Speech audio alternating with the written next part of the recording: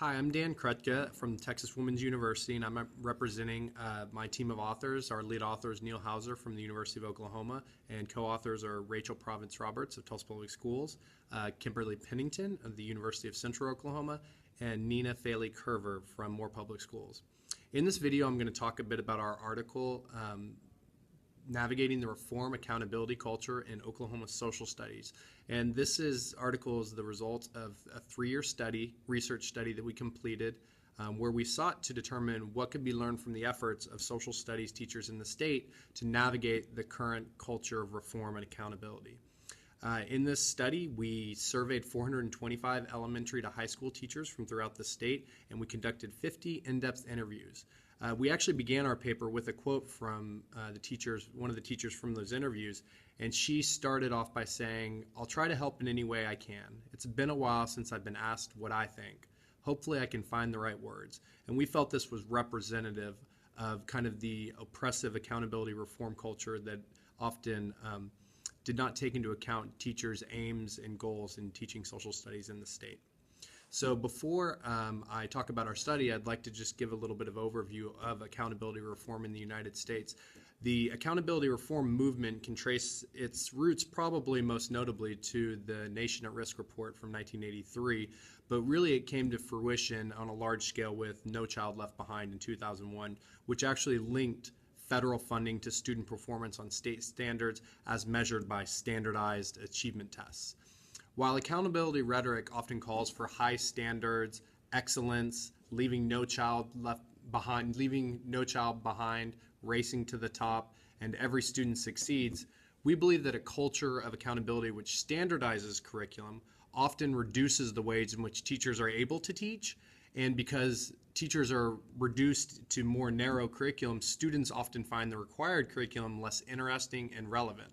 And therefore, teachers must maintain control in their classrooms through external rewards and punishments that emanate from testing to other types of punishments. In fact, previous studies have suggested that most social studies teachers believe that testing programs contribute to unsound educational practices that they actually have to implement in their classrooms. But there are many educators who are resisting these reforms, and we wanted to understand how Oklahoma educators were addressing this. So what we did is we surveyed 425 teachers from throughout the state, and we conducted 50 semi-structured interviews. This gave us a breadth and depth in our study of data to kind of understand teachers' perceptions of what it's like to teach social studies today. Our participants were asked about their personal social studies objectives and approaches, their effectiveness in achieving those objectives, the obstacles they encountered, and the support they received. They also shared their thoughts on how to improve conditions in which they worked. And our findings, first and foremost, as we conducted the study, we found that Oklahoma does, in fact, have a reform accountability culture that exists that kind of permeates everything that teachers do and kind of controls the way that they think about their work and oftentimes the way they do their work. Some of these manifestations of the reform accountability movement include the Oklahoma College Career and Citizenship Standards, OC3 they're referred to, which are standards-based education reform standards that emphasize oftentimes traditional academic knowledge, and they were often accompanied by coherency storylines that teachers were supposed to follow, which really narrowed even the scope and sequence of how they covered curriculum. Of course, high-stakes tests in the form of end-of-instruction tests, which often could be associated with graduation, were attached to these standards. The teacher leader evaluation system scrutinized virtually every dimension of teachers' practice, and even the superintendent of public instruction's new A to F school report card called publicly for accountability and transparency by appealing to the rights of parents to know how well their teachers are doing in educating their children by a simple, A to F narrative, which often pitted parents against teachers in the education of their children. And so, and then finally, aggressive district curriculum alignment using curriculum calendars often also routinized the ways that teachers were supposed to enact their curriculum in their classrooms. And so you can see that an oppressive culture already existed in Oklahoma and was continually kind of perpetuated. And so teachers really, we found 4 different ways that teachers responded to or coped with the culture of reform and accountability. One is simply to survive. We often found first-year teachers who found surviving very difficult. Among our interviewees, a first-year middle school teacher candidly questioned, how long can I do this? Can I see myself teaching for 20 years? And so we saw this over and over where teachers express feelings of frustration, fatigue, and despair. But some teachers actually resisted the culture, and that was our second category.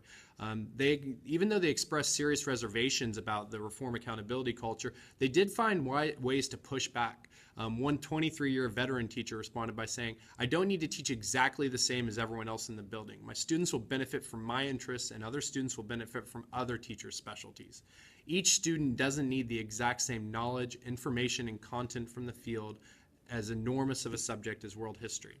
And so you saw oftentimes teachers push back against the standardization of the field and the lack of choice they were seemingly given in how they were supposed to, what and how they were supposed to teach. We also saw teachers who transcended the culture. These teachers seemed to be able to evade, move beyond, or rise above the challenges in which others often became mired. And so a second-year high school teacher said that they could just tolerate being perceived as less than superior on their reports that were given on them. They said, I don't get fired for getting a 3 instead of a 5. And so they basically just settled for that, and they did what they thought was appropriate for their classroom. And then others transformed the culture. We saw communities of congruence actually form in some departments where teachers supported each other even when they didn't have support in other places. And they were able to enact, in some cases, critical courses, a critical global geography course where students look at issues about humanitarian law and other things that varied a lot from the standard curriculum that was put forth by the state. And so in summary, we think it's imperative that teachers, students, parents, and the public understand how oppressive the accountability reform culture can be, recognize that as a means to support teachers who are surviving, resisting, transcending, and transforming those destructive effects on their work.